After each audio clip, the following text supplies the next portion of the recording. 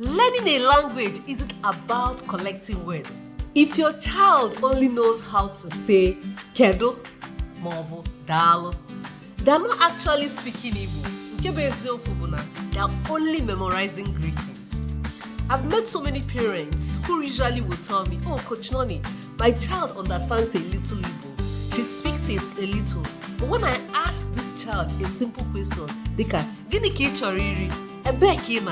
they freeze. A child who knows greetings can't confidently connect with grandparents, for instance, family, or their culture. And so that's why at Igbo, we move beyond greetings and memorizing words.